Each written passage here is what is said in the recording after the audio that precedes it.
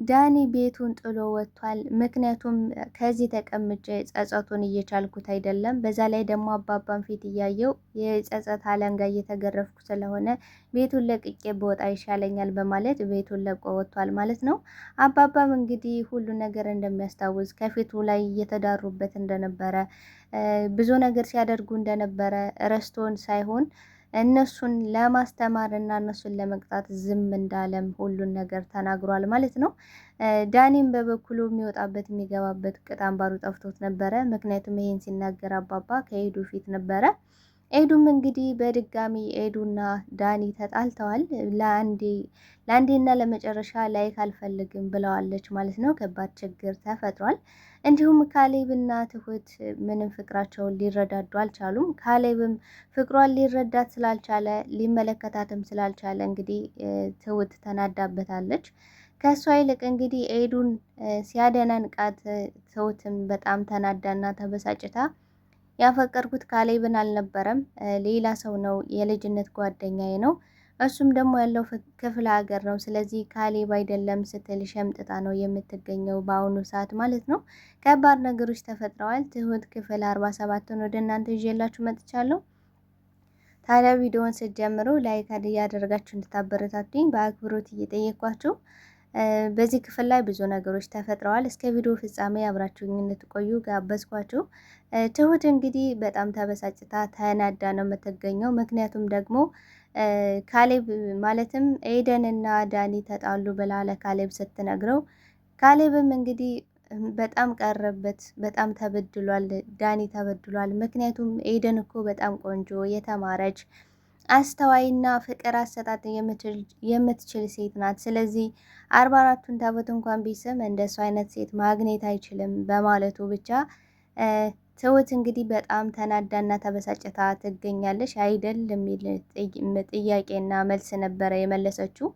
ምክንያቱም እንዴት እኔ እየወደድኩት እንዴት ሌላ ሰው ሊያደንቅ ይችላል? ለዛውም ከፊቴ ላይ ብላ ተበሳጭታለች። በዛ ላይ ደግሞ ሊረዳትን ባለመቻሉ በጣም ውስጧ ተሰብሯል ማለት ነው። እውነት ለመናገር በአሁኑ አባባ ልክ አልሰሩም። ምክንያቱም ዳኒ ይቅርታ ጠይቆ ከኤዱ ጋር አንድ በፍቅር ባሉበት ሰዓት ላይ በእርግጥ ያቺ ቲና አናዳቸው ነው። በጣም ስላናደደሻቸው ሁሉን ነገር እየቻልኩኝና እየሰማው ዝም አልኩሽ። ከዚህ ቤትም ልትውጭ አልቻልሽም፣ እፍረትሽንም ተከናንበሽ መውጣት አልቻልሽም። ነገር ግን ስንቴ ልትገይ እንደሞከርሽ አስታውሳለሁ። ከዛ ወርቸን ላይ ተቀምጬ ሁሉን ነገር እንደማላስታውስ ነው የምታውቁት። ነገር ግን ከፍቴ ላይ ስትዳሩ እንደገናም ደግሞ ወጥ ስትወለውይ ፊቴን ስተፊብኝና ብዙ ነገር ስታደርጉ ሁሉንም ነገር አውቃለሁ ብሎ ፍርጥርጥ አድርጎ ሁሉንም ነገር ከኤዱ ፊት ተናግሯል ማለት ነው። ኤዱን በዚህ ልቧ ተሰብሯል። ምክንያቱም የዳኒ ችግሮች የዳኒ ወተት መቼ ነው የሚያልቀው በሚል በጣም ውስጧ ተሰብሮ ነው የሚገኘው። ዳኒም እንግዲህ ደንግጦ የሚይዘው የሚጨብጠው ነገር አጥቶ ነበረ። ቲና ግን ምንም አልመሰላትም፣ እንዲያውም ደስ ብሏታል ማለት ነው። ምክንያቱም በዚህ አጋጣሚ ከኤዱ ጋር ስለተጣላላት ደስ ብሏት አሁን አንድ እኩል ሆነናል፣ ስለዚህ አሁን እጅ ልጅ ተባብረን ይህም ቤተሰብ የምናጠፋበት ሰዓት እና ገንዘባችን የምናገኝበት ሰዓት ነው። ስለዚህ አሁን ልትደግፈኝ ልትረዳኝ ይገባል ስትል ጠይቀዋለች። እሱም እንግዲህ አስጠንቅቋታል። በአንቺ ምክንያት ነው ፍቅሬን ያጣውኝ፣ በአንቺ ምክንያት ነው በማለት እንግዲህ ሲጥ አድርጎ ሊጥላት ነበረ። ነገር ግን እሷ ምን ብለዋለች? አንድ እኩል ሆነናል። እኔም ፍቅሬን አጥቻለሁ፣ አንተም ፍቅሬን አጥተሃል። ስለዚህ አንድ እኩል ነን። አሁን እናንተ የሚበጅን መተባበሩ ነው ስትለው ተደምጧል ማለት ነው። እሱም አንቺ አታሳስቺኝ ባክሽ እያላት ነው። ልታሳስተው እንግዲህ እየሞከረች ነው ያለችው ቲና። እንግዲህ ትሁትና ካሌብም ፍቅሯን ሊረዳት ሊያስተውል አልቻለም። አይኑ ተጋርዷል። በነገራችን ላይ እንግዲህ ኤደን ከዚህ በፊት ልክ እንደ ትሁት አይነት ሴት ማፍቀር ይኖርብሃል፣ በቃ ንጹሕ ልብ ያላት ለአንተ የምታስብ የምታፈቅር እያለች ብዙ ነገር ስትለው ነበረ። ነገር ግን እሱ ሊገባውና ሊያስተውል ባለመቻሉ ጭራሽ ሆን ብሎ ሀብል ሰጥቶ ለምታፈቅሪውና ለምትወጂው ሰው ስጪው ብሏት ነበረ። ከእንደገናም ደግሞ ሰጠሽው ወይ እያለ እየመጣ እየጠየቃት ነበር። እሷን በሰዓቱ ግራ ተገብታ ነበር። በእርግጥ ከሱም ላይ ፍቅር አለ። ነገር ግን እሷ ፍቅሯን በግልጽ እንድትነግረው እንድታሳውቀው ይፈልጋል። ምክንያቱም ደግሞ ወክል አድርግ ብላ አባባን አስፈቅዳ ስትወጣ እንግዲህ ዳኒን አግኝታው ከዳኒ ጋር ቁጭ ብለው እያወሩ ነበረ። ካሌብ ደግሞ ወክ እያደረገ ወደ ቤት እየመጣ ነበረ። በዛ ሞመንት እንግዲህ ከወንድ ጋር ስላያት ብቻ በጣም ተበሳጭቶባታል ማለት ነው። አንቺ እኮ የቤት ሰራተኛ ነች፣ ስለዚህ በፈለግሽው ሰዓት መውጣት መግባት አትችም የሚል ልብ የሚሰብር ንግግር ነበር የተናገራት። እሷም ቆይ ምን አጥፍቼ ነው? ምን አድርጌ ነው? አባባን እኮ አስፈቅጃለሁ፣ ስለዚህ ምን ሆነሃል ብላ ስትጠይቀው እሱም በፍጹም አይቻልም፣ እንዲህ እንድትንዘላዘይ አልፈቅድልሽም የሚሉ ንግግሮችን ተናግሯታል። እሱ ግን የቅናት መንፈስ ይመስላል፣ ቅናት ገብገባ አድርጓታል። እንግዲህ ሌላ ሰው ጋር ስላያት ማለት ነው። ትሁት እንግዲህ በበኩሏ ኤዱን ላገኝሽ እፈልጋለሁ በማለት እንግዲህ እሺ ምንድን ነበረ ስትላት፣ ኤዱም እንግዲህ በጣም ደብሯታል፣ ከፍቷታል። ምክንያቱም የዳኒን ኮተቶች አያልቁም፣ ይቅር ብዬው ነበር እኮ ነገር ግን እንዴት ቻላችሁበት? እንዴት ሳባባስ ችሎት እስካሁን እንደዚህ ዝም አለ? እንዴት ሲሆን ሁሉ ወንጀሎችን ይደብቀኛል? በማለት እንግዲህ ለትሁት ትነግራታለች። ትሁትም ምን ማድረግ ይቻላል? አዎ ዳኒ በእርግጥ ክፉ ሰው አይደለም። ምክንያቱም አባባም ብሎታል ይሄን። በእርግጥ ዳኒ ክፉ ሰው አይደለም፣ ህይወቴ ታድጎልኛል እና ደግሞ እሷ በምታደርጋቸው እያንዳንዱ ነገሮች እሱ ያስቆማት ነበረ። እሷ አሽባትልም እንግደለው ስትል አይሆንም እያለ ነበረ። ብዙ ነገር እየተከላከላላቸው ነበረ። እውነት ለመናገር በአሁኑ ትንሽ አባባ ተሳስተዋል። ምክንያቱም ከኤዱ ፊት ይህን ሁሉ መናገር አልነበረባቸውም። ነገር ግን ደግሞ ይቲና አፏ ስለማያልፍ በዛ ላይ ደግሞ ከቤት አትወጣም። በዛ ላይ ደግሞ ኤዱንና ዳኒን ላያቸው አልፈልግም፣ ከዚህ ቤት ምን ቀረ ብላችሁ ውጡልኝ አይነት ነገሮች ስትናገር እና ያን መቋቋም አልቻሉም ነበር እና በዛ ምክንያት ነው ይህን ሁሉ ነገር ሊናገሩ የቻሉት ማለት ነው። እንግዲህ ኤዱን በዚህ አምረራለች። ከዚህ በኋላ ከዳኒ ጋር የምትሆንበት እድል ያለ አይመስልም። እንዲያውም ካሌብ ወደ ኤደን የሚዞር ይመስላል። ምክንያቱም ከማድነቁና አሁንም ደግሞ ትሁት ወደ ክፍለ ሀገር ልሄድ ነው እያለች ነው የምትገኘው። ምክንያቱም እሱ ሊረዳት ስላልቻለ ለአባባ ምን ብለዋለች? ያፈቀድኩት ሰው አገባ የሚል ምክንያት ለአባባ ሰጥታለች። ስለዚህ ልቤ ተሰብሯል፣ ልቤ ደምቷል፣ ምክንያቱም የምወደውና የማፈቅረው ሰው አግብቷል ብላ ለአባባ ተናግራለች። በዛም ምክንያት ሰበብ አድርጋ እንግዲህ ወደ ክፍለ ሀገር ለመሄድ ከእህቷ ጋር ደውላ እንደምትመጣ ተናግራለች ማለት ነው። በዚህም ምክንያት እንግዲህ ኤዱና ካሌብ አንድ የሚሆኑ ይመስላል። ትሁትም ለኤዱ ያፈቀድኩት ካሌብን አልነበረም ሌላ ሰው ነው፣ ይቅርታ ዋሽቼሻለሁ በማለት እንግዲህ ሽምጥጥ አድርጋ ክዳለች። ኤዱም እንግዲህ ደንግጣለች። ሁላችሁም ውሸታም ናችሁ፣ እዛ ቤት ያላችሁት ምን አይነት አስመሳዮች ናችሁ? እንዴት እንደዚህ ሊሆን ቻለ? በማለት እንግዲህ በድጋሚ ልቧ ተሰብሯል ማለት ነው። ይቅርታ አንቺ የምትዩን ነገር ለማወቅ ፈልጌ ነው።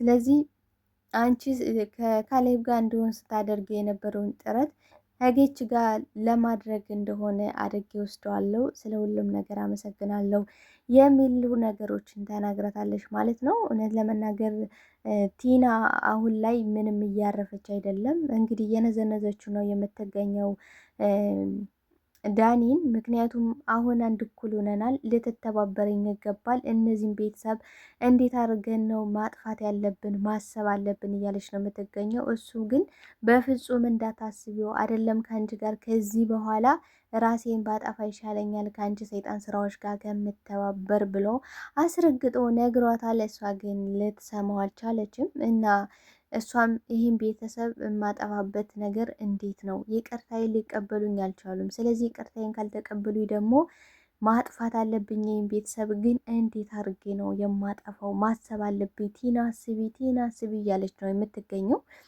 ቲና እንግዲህ ማታሰበው ነገር የለም። እስካሁን እነሱን ለማጥፋት ያልሞከረችው ያላደረገችው ነገር የለም።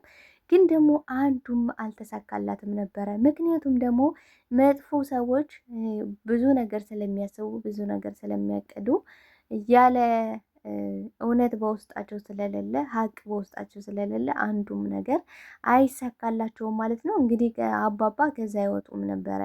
እንደ እሷ ሀሳብ ቢሆን ኑሮ አባባ ከዛ መውጣት አይችሉም ነበረ።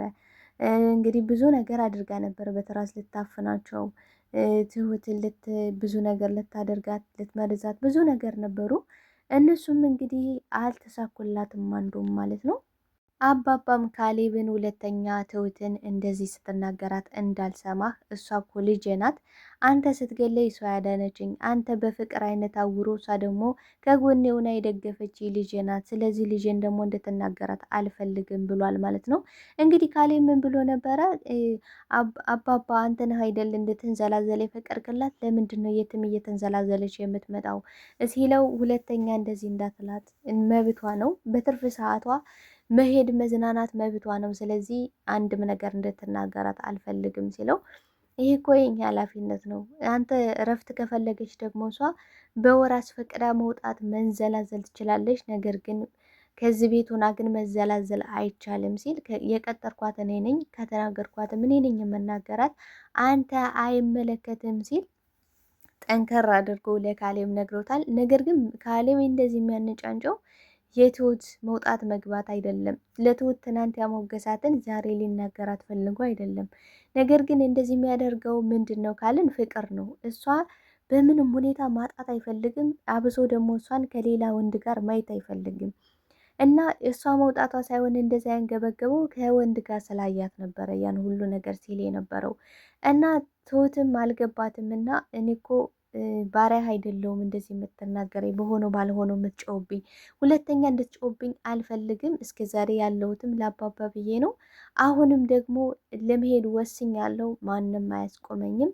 እንደዚህ ግን እንድትናገረኝ አልፈቅድልም ስትል ጠንከር አድርጋ ስትናገረው እሱም ደንግጦ ወደ ቤቱ ተመልሶ ገብቷል ማለት ነው።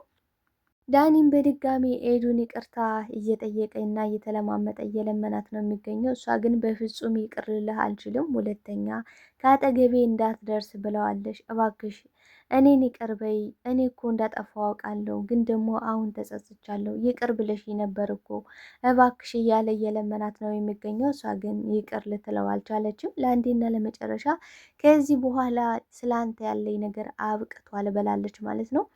እንግዲህ ዳኒም ተናዶና ተበሳጭቶ ትሁትን አንቺን በጣም አመኘሽ ነበረ፣ በጣም ታናጃለሽ፣ በጣም ተቀይሜሻለሁ፣ በጣም ነው የምታስጠዩ፣ እንዴት ይህን ሁሉ ነገር እያወቅሽ ዝም ትይኛለሽ? አባባ እንደሚያስታውስ ሁሉ ነገር እንደሚያውቅ ለምንድን ነው ያልነገርሽኝ? እኔ እኮ አመኘሽ ነበረ፣ እንደ እህቴ አይቼሽ ነበረ፣ ሁሉ ነገር የማማክርሽ እኮ እንደ እህቴ ስላየውሽ ስለማቀርብሽ ነበር፣ አንቺ ግን ጉድ አደረግሽኝ ሲላት፣ ይሄ ጉድ ያደረገ የገዛ ስራህ ነው እንጂ እኔ አይደለሁም ጉድ ያደረግኩህ ብላ ተበሳጭታበታለች። ምክንያቱም አሁን ትሁት የራሷ ብዙ ችግር አለባት በፍቅር ሊረዳት ስላልቻለ በዚህ ተበሳጭታና ስለተናደደች ምንም አይነት መልስ ምንም አይነት ሁኔታ ለሰዎች መመለስ ወይ ደግሞ ማገዝ የምትፈልግበት ወይ የምትችልበት ጊዜ ላይ አይደለችም ማለት ነው። እሱም ደንግጦ በሁኔታዋ የተበደልኩ እኔ የተጎዳው እኔ ደግሞ አንቺ መልሁን ብለሽ ነው እንደዚህ የምትጨዊው ብሏታል ማለት ነው።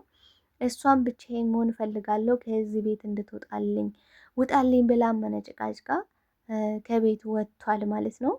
ትሁትም ለካሌብ ሀብሉን መልሳለታለች ማለት ነው።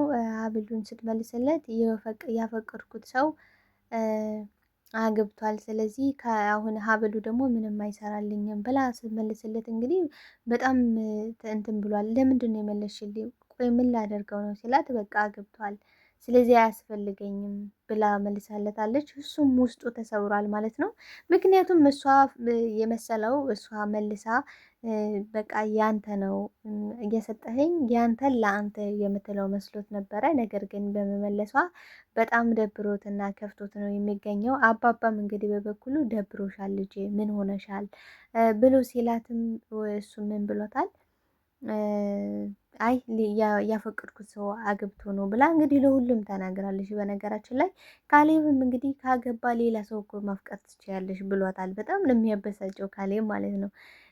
ያ ካገባ እኮ ሌላ ማፍቀር ትችያለሽ፣ ሌላ ሰው ታፈቅሪያለሽ እያለ እንግዲህ እንደማያውቅና እንደማይገባ ሰው አክት እያደረገ ነው። እሷ ደግሞ ይሄ ነገሩ በጣም ያበሳጫታል ማለት ነው። እንግዲህ ዳኒም ጸጸቱን አልቻለውም እና አባባ ከእንዳወቀ ስለገባው አባባን ቀና ብሎ ማየት አቅቶታል ማለት ነው። እውነት ለመናገር ቀና ብሎ ማየት ስለከበደው እና ስላልቻለ በቃ ጸጸቱን አልቻልኩትም ከዚህ ቤቱ አባባ እባክህ ይቅር በለኝ ብሎ ከጉልበቱ ስር ተደፍቶ ይቅርታ እየጠየቀው ነው የሚገኘው። እንግዲህ አባባም እስካሁን ምንም ያሉት ነገር የለም። ዳኒም ቤቱን ጥሎ ወጥቶ ሂዷል ማለት ነው። ምክንያቱም በቃኝ የራሴ ቤት መኖር አለብኝ ከዚህ በኋላ ጸጸቱን አልችለውም ብሏል ማለት ነው። ቲናም በስተመጨረሻ ተሸንፈ ልትወጣ ነው ተው እንዳታደርገው ስትለው እሱም አንቺ ጸጸት ምናምን የሚባል ነገር አይነካሽም፣ አንቺ ቆይ ግን ምን አይነት ክፉ ሴት ነች ሲል ተደምጧል ማለት ነው። ምናልባት አባባ ይቅርታ አድርገውለት ይመለስ ይሆን? ማለትም ኤደንስ ለዳኒ ይቅርታ ታደርግለት ይሆን? እንግዲህ በጉጉት እየጠበቅን ነው። ለመናገር ይቅርታ ብታደርግለት አባባም ይቅር ብሎት ከዚህ ቤት ተቀመጥ ቢለው በጣም ደስ ይለኛል። ምክንያቱም ለአባባ ካደረገው አንጻር በቀጣይ ክፍል ይዤላችሁ መመጣ ነው የሚሆነውን ነገር። እስከዛ ግን ሰላም ባላችሁበት፣ ሰላም፣ ፍቅር፣ ጤና ለእናንተ ይሆን እያልኩኝ ላይክ ማድረጋችሁን እንዳትረሱ። አመሰግናለሁ አብራችሁኝ ስለነበረችሁ። ባይ ቤተሰብ።